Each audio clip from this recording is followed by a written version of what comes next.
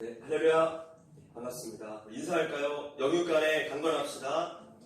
영육간에 강건합시다. 네, 오늘은 때와 영광이라는 제목으로 말씀 전하겠습니다. 오늘도 성령님께서 우리의 심령 깊숙한 곳까지 만드셔서 큰 위로와 깨달음이 있기를 소망합니다. 오늘 말씀을 바꾸어서 요한복음 말씀을 전하도록 하겠습니다.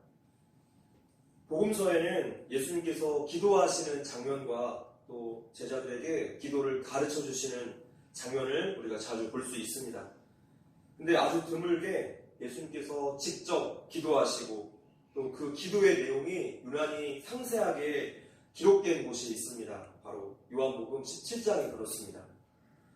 이 본문은 우리에게 예수님의 대제사장적 기도라는 타이틀로 유명합니다. 예수님께서 대제사장이시자 또 희생제물로서 자기 자신을 하나님께 드리면서 당신의 백성들을 위해 중보하시는 그런 기도의 내용입니다. 1절을 다시 한번 읽어보겠습니다. 시작. 예수께서 이 말씀을 하시고 눈을 들어 하늘을 우러러 이르시되 아들을 영화롭게 하사 아들로 아버지를 영화롭게 하게 하옵소서. 네, 먼저 우리 때, 시간에 대해서 생각해 봅시다. 요한복음에서 때라는 표현이 자주 등장합니다. 요한복음의 때는 예수님의 십자가 고난과 죽음, 그리고 부활과 승천 사건을 향하는 그런 시간을 의미합니다. 지금 본문 1절에서도 예수님께서 우리를 위해서 구원 사역을 이루시는 그 시점을 지금 때라고 표현하고 있습니다. 1절에서 예수님이 지금 그 때가 이르렀으니 아들을 영화롭게 해달라 기도하고 계세요. 요한복음에서는 영광, 영화도 자주 등장하는 단어이고 또 주제인데 영광은 이제 뒷부분에서 다룰 것이고 이것 역시 때와 아주 밀접하게 연결되어 있습니다.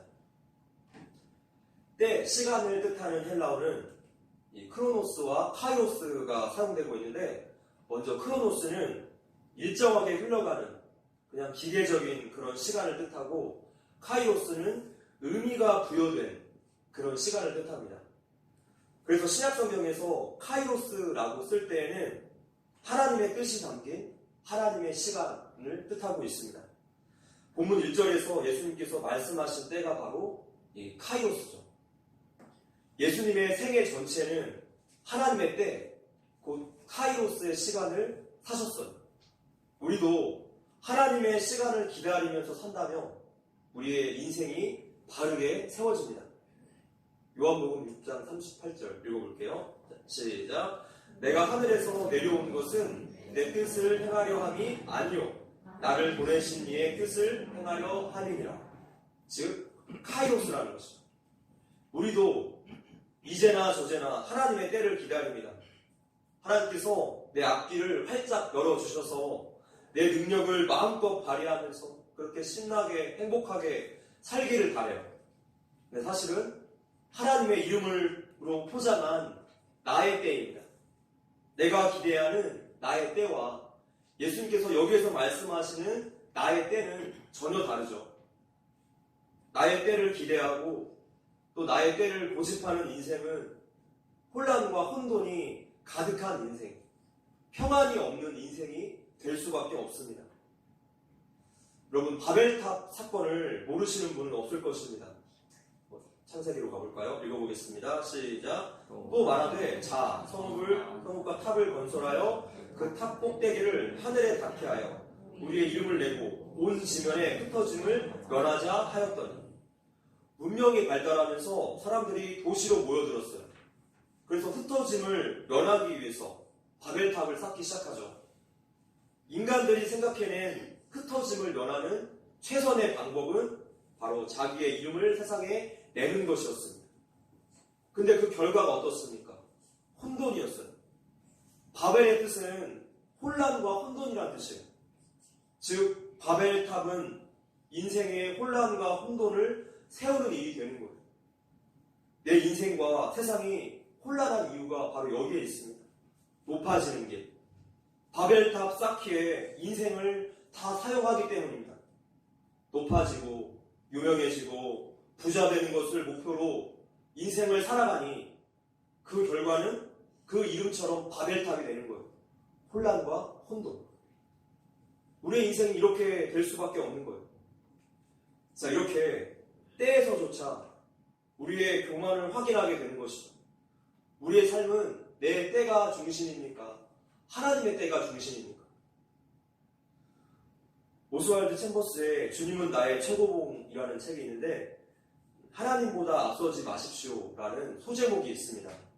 가지고 왔는데요. 당신이 원하는 것을 왜 할 수 없는지 이해할 수 없는 때가 있습니다. 하나님께서 이러한 공백 기간을 허락하시며 그 공백을 스스로 채우려 하지 말고 기다리십시오. 결코 하나님의 인도하심보다 앞서 달리지 마십시오. 만일 아주 작은 의심이라도 생긴다면 하나님께서 인도하시는 것이 아닙니다. 의심이 생길 때마다 멈추십시오. 하나님께서 모든 것을 원만하게 드러내실 때까지 기다리십시오. 우리 성도들에게 하나님의 때가 우선이고 하나님의 때가 최선입니다. 이삭은 하나님의 때를 살아간 사람입니다. 이삭이 이방인의 땅 그랄에서 살았죠. 물이 귀한 이 지역에서 우물은 곧 생명인데 이방인들이 이 우물을 강탈해 가요. 이삭은 자리를 옮겨서 또 팠더니 또 빼앗깁니다. 몇 번이나 이 일이 반복되는 거예요. 마지막으로 우물을 팠던 곳에서 이삭이 한 행동을 성경이 이렇게 기록하고 있습니다. 읽어볼게요. 시작. 이삭이 그곳에 제단을 쌓고 여호와의 이름을 부르며 거기 장막을 쳤더니 이삭의 종들이 거기서도 우물을 팠더라. 자, 여기에서 단을 쌓았다는 것은 감사제사를 의미하고 있습니다. 감사제사. 자, 이것은 우리에게 아주 중요한 것을 알려주고 있어요. 하나님의 때를 살기 위해서는 감사의 마음이 필수적이라는 것이죠. 이 감사의 마음은 오직 하나님의 약속을 믿고 있을 때만 생길 수 있어요. 이 감사하는 마음이 우리로 하여금 하나님의 그 시간표에 내 삶을 맞출 수 있도록 도와줍니다. 하나님의 때를 기다린다는 것, 감사가 필수입니다. 성경에 따르면 사탄은 성도들을 세 가지로 유혹합니다. 육신의 정욕, 안목의 정욕, 이생의 자랑으로 유혹하는 것이죠. 이 방법은 사탄이 공생애를 앞두고 광야에서 40일간 기도하셨던 예수님께조차 사용했던 그 유혹 방법이었습니다. 먼저 이 안목의 정욕이 때와 관련이 깊습니다. 안목의 정욕은 근시안적인 사고를 하게 만듭니다. 우리 성도들의 신앙을 가리켜서 종말론적이라는 그 신앙이라고 표현하죠. 이 종말론적 시간을 어떻게 이해하는가 굉장히 중요합니다.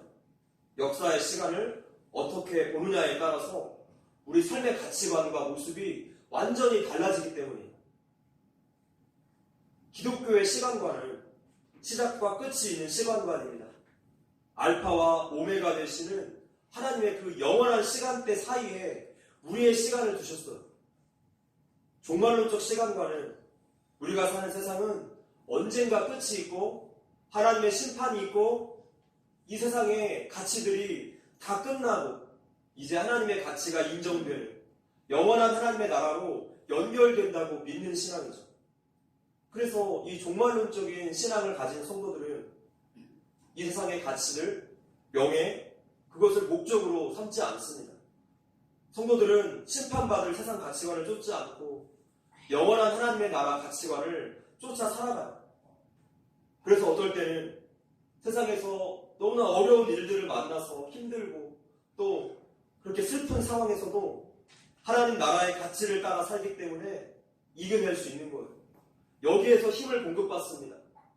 지금 이 땅이, 지금 내 현실이 끝이 아님을 알기 때문에.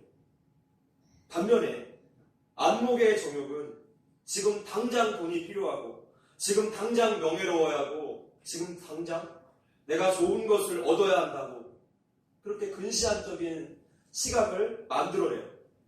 즉 나의 때를 중요하게 여기는 것이죠. 이런 근시안적인 사고를 하게 되면 사람이 사나워져요. 급하기 때문에 쉽게 분노하게 됩니다. 우리의 이웃을 도구로 보게 돼요. 빠른 나의 유익을 위해서라면 이웃을 해치는 것이 아무런 상관이 없는 일이 되는 거죠. 이렇게 사람은 자신이 바라보는 가치에 따라서 삶의 목적과 그 준비와 모습이 달라지기 마련이에요. 우리는 하나님의 때를 중심으로 살아야 하겠습니다. 두 번째, 이제 영광에 대해서 생각해 봅시다. 아들을 영화롭게 하사 아들로 아버지를 영화롭게 하게 하옵소서. 예수님께서 지금 하시는 기도는 하나님의 구원 사역을 이루기 위해서 당신이 감당하실 일을 앞에 두고 하시는 그런 기도입니다. 예수님을 통해서 구원의 놀라운 역사가 이루어질 것이고 그 정점에 예수님께서 십자가에 못 박혀야 하는 일을 앞두고 계세요. 예수님은 십자가에서 영화롭게 되실 것인데 지금 이 땅에 오셔서 가장 중요한 이 사역을 앞두고 하나님께 간구하고 계시는 거예요. 그러므로 아들을 영화롭게 해달라는 예수님의 이 기도는 다른 것이 아니라 십자가 죽음의 잔을 잘 감당할 수 있도록 하나님 나를 도와주세요 라는 기도예요. 즉 예수님의 영광은 우리가 생각하는 세상에서의 그 찬란함, 높아짐과는 전혀 다르다는 것이죠. 물론 나중에는 그것도 포함되지만 그 앞에 반드시 선행되어야 하는 십자가를 더 적극적으로 가리키고 있어요. 예수님께서 십자가를 지금 영광이라고 표현하십니다. 저주의 상징인 십자가와 영광이라는 단어는 세상에서 절대로 함께 양립할 수 없는 단어예요. 정말 어울리지 않는 개념인데 예수님은 이 두 가지 단어를 하나로 연결하십니다. 즉 역설이죠. 그러니까 여기에서 예수님은 소위 우리의 이해처럼 잘 먹고 잘 살고 또 인간의 그런 영광을 자기에게 달라는 이런 세상적인 가치관의 간구를 하고 계신 것이 절대로 아닙니다. 예수님이 오히려 가장 비참한, 가장 처절한 그 자리에 자기가 온전히 이 일을 감당할 수 있도록 도와달라고 그렇게 기도하고 계세요. 이 십자가 죽음의 잔은 마지막 순간까지도 예수님께 너무나 고통과 고민과 갈등의 문제를 일으켰어요. 사복음서를 보면 예수님은 십자가 지기 전에 그 마지막 날 밤에 겟세마네 동산에서 처절하게 기도하십니다. 읽어보겠습니다. 시작. 이르시되 아버지여 만일 아버지의 뜻이거든 이 잔을 내게서 옮기시옵소서. 그러나 내 원대로 마시옵고 아버지의 원대로 되기를 원하나이다 하시니. 예수님의 이 고민과 두려움과 고통이 느껴지십니까? 예수님은 십자가 죽음을 앞두고 끝까지 씨름을 하셔야 했습니다. 그냥 쉽게 덜컥 마실 수 있는 그런 축배의 잔이 아니라 고난의 잔, 죽음의 잔이었기 때문이죠. 예수님은 왜 그렇게도 고뇌를 하셨을까요? 십자가에 못 박히며 고난을 당하면 내가 얼마나 아플까? 이러한 육신적인 고통 때문이 아닙니다. 예수님의 이 처절한 몸부림은 난생 처음으로 하나님과 단절되어야 했기 때문이에요. 그 잔은 곧 아버지로부터 버림을 받는 잔이었습니다. 이제 이 아들이 아버지로부터 버림을 받아야 돼요. 그것도 자신의 죄 때문이 아니라 인간의 모든 죄와 더러움을 다 뒤집어 쓰고 십자가에서 처절하게 미움받고 저주의 자리에 놓이셔야 했어요.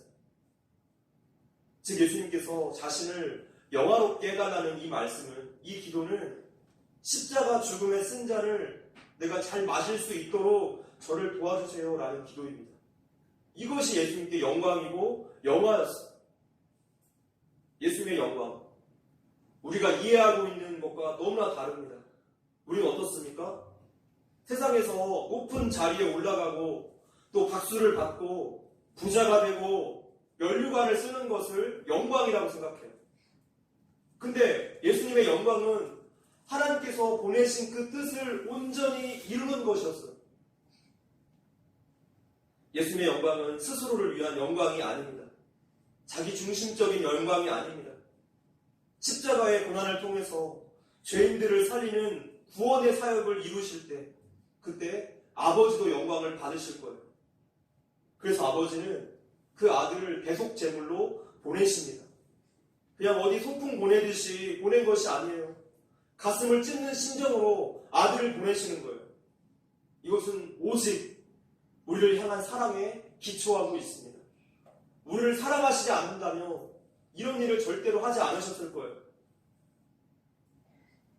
우리 예수 믿는 사람들은 하나님께 영광을 돌린다. 이 말을 참 자주 쓰고 또 좋아합니다. 거의 인사말처럼 쓰기도 해요. 근데 하나님께 영광을 돌린다는 것이 과연 무엇입니까? 무슨 영광을 어떻게 돌린다는 것입니까? 특별한 것을 잘 준비해서 선물을 드리듯이 드리는 게 하나님께 영광을 돌리는 것입니까? 내가 좋은 상을 받거나 유명해지거나 혹은 어떤 영향력 있는 사람이 되어서 많은 사람들 앞에서 내가 크리스찬임을 떳떳하게 드러낼 수 있다면 그것이 하나님께 영광을 돌리는 일일까요? 사탄은 우리 성도들에게조차 성경이 가르쳐주고 있는 영광의 개념마저도 완전히 거꾸로 뒤집어 놓았어요. 이번에는 육신의 정욕으로 성도들을 공격합니다. 사람이 육신의 정욕에 빠지면 당장 보이는 것, 급한 것에 마음을 빼앗기게 됩니다. 물질에 대한 안정감이 없으면 마음이 막 불안해지고 이 불안감은 조급함을 만들어내요. 이 조급함은 영적으로는 반대로 나태함을 가져와요. 조급함과 영적인 나태함. 우리가 육신의 정욕에 빠져 있을 때 나타나는 모습들이에요. 영적인 나태함은 하나님을 향한 나태함을 의미하는데 우리가 흔히 생각하는 게으름과 다릅니다. 내 현실에 너무나 묶여서 세상 일에는 너무나 열심히 살고 있지만 정작 하나님과는 점점 더 멀어지는 것을 말해요. 육신의 정욕에 빠진 사람은 세상적으로 잘 살고 돈도 잘 벌고 안정감이 있으면서도 하나님이 주신 뜻, 사명의 삶을 살지 않습니다. 그들은 언제든지 내가 원할 때 하나님께 가면 되고 내가 원할 때 예배드리면 된다라고 생각해서 하나님이 주신 그 시간을 낭비해요. 세상적으로도 복을 받았으면서도 하나님의 뜻과 사명에는 관심이 없는 성도들이 참 많이 있습니다. 어떠한 선택이든지 집중과 포기가 동시에 이루어질 거예요. 한쪽을 선택하면 다른 한쪽은 나태해질 수밖에 없습니다. 두 주인을 절대로 함께 섬길 수 없는 것과 같은 이치예요. 육신의 정욕은 우리 성도들의 사명을 빼앗아가는 사탄의 강력한 도구입니다. 사탄의 세 번째 도구, 이생의 자랑은 참으로 탐스러운 것이죠. 하나님 앞에서 인정받고 또 칭찬받기를 기대하고 살아가는 성도는 이 땅에서의 자랑과 영광이 그다지 중요하지 않게 돼요. 이 땅에서의 칭찬보다 하나님의 칭찬이 나에게 더 중요하다는 것을 알기 때문이죠. 그러나 반면에 이생의 자랑을 목표로 살아가는 사람들은 이 땅에서의 자신의 이름과 명예, 부유함을 추구하고 살아갑니다. 이것을 탐내죠. 이것이 바벨탑을 쌓은 목적이에요. 이 땅에서 자신의 이름을 내는 것. 만약 세상 사람들에게 인정받고 싶고 자랑하고 싶고 또 세상의 것을 지금 당장 얻기를 원한다면 하나님께서 그 성도에게 사명을 주셨는데도 그 사명을 품을 수가 없습니다. 영적인 나태함, 근시안적인 사고방식, 또 세상에서 칭찬받기 원하는 마음들이 나도 모르게 우리의 말에서 나와요. 우리 그래서 항상 우리의 말을 확인해 봐야 합니다. 말은 내 마음과 생각을 반영하기 때문입니다. 사탄은 항상 높은 길로 우리를 유혹해요. 그럴 때마다 우리가 낮은 길로 내려가시는 예수님을 떠올릴 수 있어야 하겠습니다. 오늘 본문에 나온 예수님의 기도는 우리에게 하나님께 영광을 돌린다는 것이 도대체 무엇인가 아주 정확하게 알려주고 있어요. 결국에 하나님께 영광을 돌린다는 것은 그분의 말씀의 권위를 인정해서 내가 그 말씀의 권위 앞에 서는 거예요. 내가 서 있는 위치가 도저히 이해가 되지 않아도 설득이 되지 않아도 해석되지 않아도 내가 그분의 자녀이기 때문에, 그분의 피조물이기 때문에 뚝심을 가지고 그냥 서 있는 거예요. 그 자리에 서 있는 거예요. 내가 받아야 할 잔이 십자가의 잔, 고난의 잔이라고 할지라도 그 자리에 순종하며 서 있는 것이 바로 하나님께 영광을 돌리는 것이라는 것을 오늘 메시지가 우리에게 줍니다. 지난주에 저에게 불가항력적인 큰 일이 좀 있었습니다. 지난 주일 저녁에 집에서 전기를 많이 써서 그런가 갑자기 두꺼비 집이 내려가는데 컴퓨터가 강제 종료 된 거예요. 그 이후로 컴퓨터가 고장이 나서 이제 전원이 안 켜집니다. 그래서 월요일에 이제 그 수리기사님을 불렀는데 처음에 별일 아닌 줄 알았어요. 확인해 보니까 하드가 완전히 나가서 복구를 해야 한다는 거예요. 그래서 복구 전문 업체에다 맡겼는데 복구가 불가능하다고 연락을 받았습니다. 지푸라기라도 잡는 심정으로 우리나라에서 제일 실력 좋다는 업체에게 다시 한번 맡겼고 7일에서 10일 정도 기다려야 그 결과를 알 수 있다라고 들었습니다. 그렇게 지난주 월요일부터 큰 낙담과 절망이 저에게 찾아오는 거예요. 이 컴퓨터 안에는 제가 16년 동안 목회하면서 모은 모든 설교들, 자료들이 다 들어있고 또 교회 행정 관련된 자료들, 저희 가족 전체 사진들 다 들어있었어요. 자료 없이 앞으로 어떻게 목회를 해야 하나? 앞으로 어떻게 내가 설교를 해야 할까? 지금 진행되고 있는 사역들 어떻게 해야 하지? 지금 로마서 강해와 민수기 강해, 또 소요리 문답 교육, 또 요양원 그 토요 예배를 다 중단해야 할 상황들이 생긴 거예요. 저에게 아무것도 남아있지 않았습니다. 아니 어떻게 나에게 이런 일이 생겼나? 컴퓨터 하드가 날아가는 것처럼 그동안의 목회 인생이 날아간 것 같은 그런 절망감이 찾아왔어요. 생각을 하면 할수록 끝없는 낙담으로 깊이 빠져드니까 안 되겠다 싶어서 기도를 하기 시작했습니다. 그렇게 한참 동안 기도를 하다 보니 마음의 평안이 찾아왔고 그때 하나님이 저에게 주시는 생각은 아직 책은 남아있으니까 처음부터 다시 한번 해봐 라는 용기였어요. 그래서 곧바로 소요리 문답을 다시 시작했고 지난 수요일에 다시 로마서 강해를 써서 설교를 계속 이어서 할 수 있게 되었습니다. 네, 여러분 아시다시피 소요리 문답 하는데 장작 6년 걸렸습니다. 로마서 강해 2년 반 걸렸어요. 이것을 다시 0에서부터 시작한다니 참 막막했습니다. 주일 민수기 강해는 아직 자료가 부족해서 제가 준비가 되는 대로 다시 시작하도록 하겠습니다. 그렇게 하나님께서 오늘 이 설교 주제 영광이 맡은 자리에서 최선을 다하는 것이라는 그 메시지를 저에게 주셨을 때 저의 상황이 너무나 공감이 되어서 큰 위로와 용기를 다시 한번 얻게 되었어요. 하나님께서 우리를 각자의 위치와 상황으로 보내십니다. 그 자리에서 불평하지 않고 원망하지 않고 묵묵히 그 자리를 지키는 것이 하나님의 뜻에 순종하는 것이고 그것이 곧 하나님께 영광을 돌리는 것이라고 오늘 우리에게 말씀해 주세요. 물론 쉬운 길이 아닙니다. 고통과 슬픔과 낙담이 뒤따를 수 있어요. 그럼에도 하나님 말씀의 권위를 인정하면서 그렇게 서 있는 거예요. 그야말로 오직 충성하는 것이죠. 맡겨진 자리에서 하나님의 자녀로서 그 삶을 살아내는 것입니다.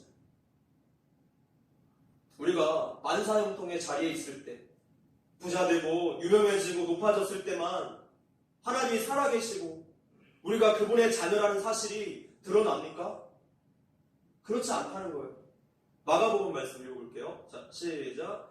예수를 향하여 섰던 백부장이 그렇게 순재심을 보고 이르되 이 사람은 진실로 하나님의 아들이었도다 하더라. 마가복음은 역설적으로 십자가에 달려 죽으신 예수님을 보고 그분이 하나님의 아들이시다 고백하는 한 백부장의 이야기를 그리고 있어요. 하나님은 살아계시다라는 말은 우리가 승승장구할 때 듣게 되는 말이 아니라 오히려 도무지 이해할 수 없는 자리에서도 우리가 성실하게 묵묵히 최선을 다할 때 듣게 될 말이에요. 할렐루야. 네, 이분은 부산에 있는 낮은 울타리 교회의 강신우 목사님이십니다. 새롭게 하소서에 나오셔서 이분을 알게 되었는데 원래는 남서울 평촌교회 담임 목사님이셨어요.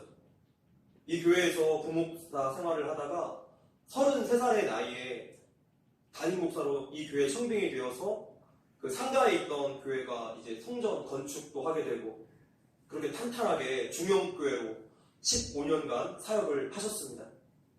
그러다가 한 번은 이제 목사님 고향이 부산인데 고등학교 친구의 장례식에 갔다가 거의 30년 만에 그 고등학교 친구들을 만나게 되었어요. 30여 명의 친구들이 모여 있었는데 그 중에 단 한 명도 예수 믿는 사람들이 없었다는 거예요.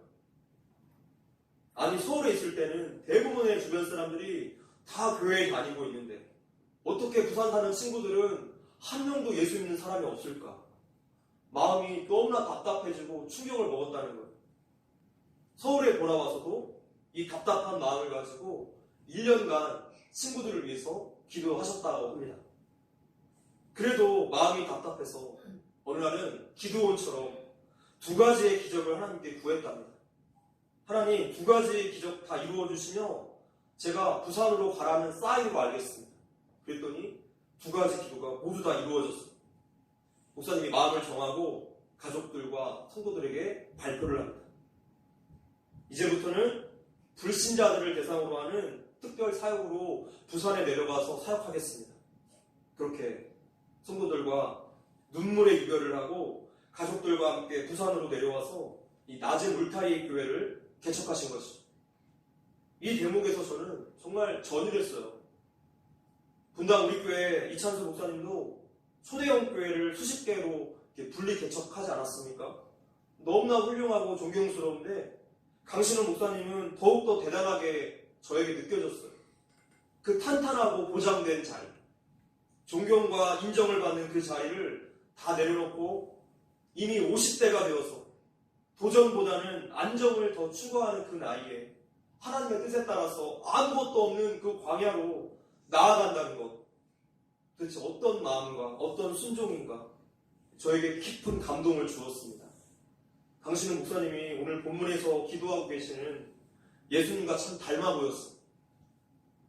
하나님께서 우리에게 주신 사명, 보내신 자리를 깨닫고 그것이 우리의 인생에 너무나 큰 짐처럼 느껴질지라도 그렇게 십자가를 붙잡고 견디어 서 있을 때 그때 하나님이 영광 받으세요. 이것이 성도인 우리가 추구해야 하는 하나님의 영광인 거예요. 하나님의 영광 또한 높은 길에 있는 것이 아니라 낮고 낮은 길에 있었습니다. 본문에서 예수님은 사명을 온전히 감당하기 위해서 기도하고 계세요. 하물며 우리는 어떻게 해야 하겠습니까? 우리가 기도하지 않으면서 어떻게 하나님께 순종할 수 있겠습니까? 기도하지 않으면서 어떻게 하나님께 영광을 돌릴 수 있겠습니까? 그것은 불가능한 일이에요. 우리는 너무나 연약해서 시험에 들기 좋은 존재. 사탄이 육신의 정욕, 안목의 정욕, 이생의 자랑을 가지고 사정없이 우리를 유혹하기 때문에 하나님의 진정한 영광의 길을 추구하지 않고 여전히 세상 영광을 쫓아가게 됩니다. 십자가 지기를 거부하고 우린 세상 안락을 쫓아갑니다. 그래서 예수님께서 하나님께 자신을 도와달라고 기도하시면서 또한 우리를 위해서도 간구하셨어요. 하나님의 백성을 대표해서 하나님께 간구했던 대제사장처럼 교회를 위해서 기도하시는 거예요. 히브리서 말씀, 자, 시작. 그러므로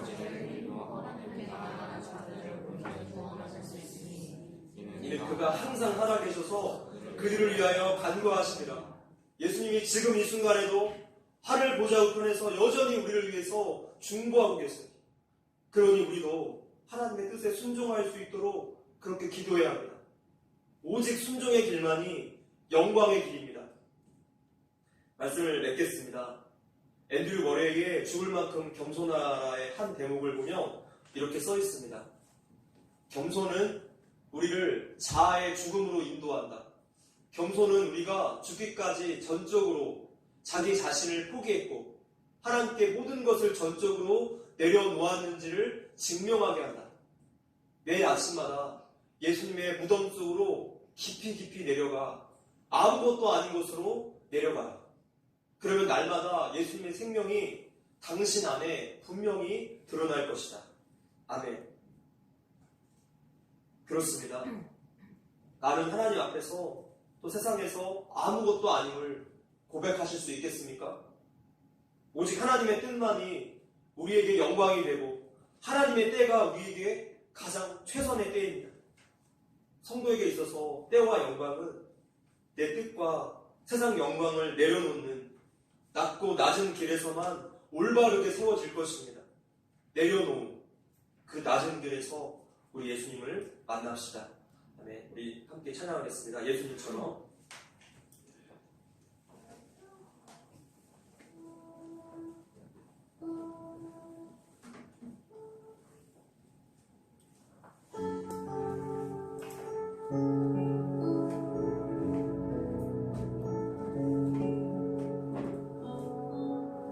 네, 오늘 다시 한번 우리가 때와 영광에 대해서 배웠습니다.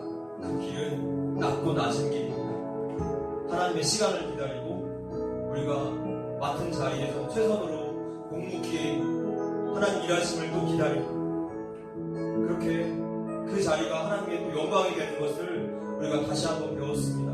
세상 영광 취하지 말고 세상 영광 바라보지 말고 하나님께서 원하시는 영광으로 우리 삶이 다시 되돌려지기를 원합니다. 예수님처럼 이렇게 찬양 고백하시면서 다시 기도했으면 좋겠습니다.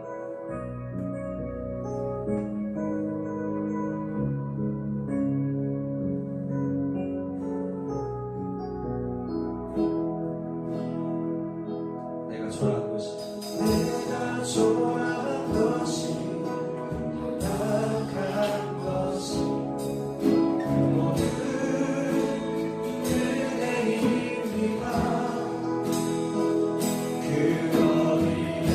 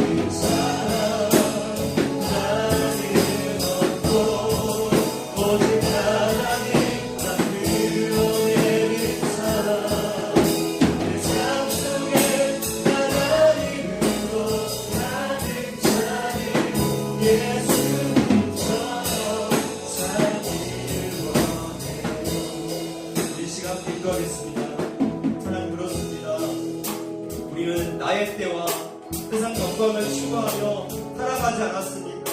오늘 다시 한번 하나님의 영광이 무엇인가를 배웠습니다. 하나님 보내신 자리에 주어진 자리에 우리가 묵묵히 최선을 다하여 우리가 속도로 살아낼 수 있도록 붙잡아 주시옵소서. 하나님 그것이 하나님께 영광됨을 우리가 다시 한번 깨닫고 하나님 바라보며 살아갈 수 있게 해주시옵소서. 함께 기도하겠습니다. 하나님 감사합니다. 주님 우리의 교만함과 높아지려는 마음을 없어해 주시옵소서. 욕심이 하고 하나님 세상의 자랑을 하나님 추구하지 않게 해주시옵소서. 예수님처럼 그 낮고 낮은 길에 가서 우리가 주님 만나게 합니다. 예수님 체험하게 합니다. 하나님 우리의 교만과 하나님 그 시간을 주셔주시옵소서. 우리가 하나님만 영광 받으시며 우리의 겸손한 삶이 되게 합니다. 하나님 그 위에서 주님 만나게 합니다. 하나님 우리의 잘못된 가치관을 세상을 쫓아가는 마음을 하나님 주셔주시옵소서. 하나님 깨닫게 하시고 우리가 낮은 길에서 주님 만나게 합니다. 하나님 도와주시옵소서. 우리 또 여러분 마음으로 예수의 그 마음 품게 하시옵소서. 주님처럼 살기 원합니다. 하나님 성령의 참 살기 원합니다. 주님을 붙여주시옵소서. 주님을 붙여주시옵소서.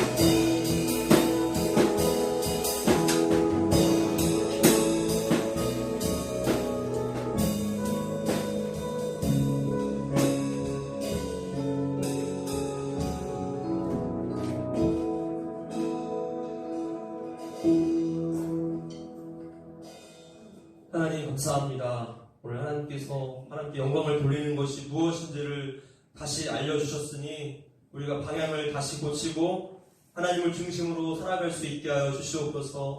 예수님처럼 낮고 낮은 길을 갈 수 있게 하시고 그 삶만이 우리가 예수님을 깊이 체험하는 길임을 다시 한번 깨닫고 우리도 겸손으로 낮은 길로 살아갈 수 있게 하여 주시옵소서. 하나님의 때를 기다리고 맡은 자리에서 보내신 자리에서 최선을 다하는 우리 모두가 되게 하여 주시옵소서. 주님 감사합니다. 우리의 삶으로 주님께 영광 돌리게 하여 주시옵소서. 예수님의 이름으로 기도합니다. 아멘.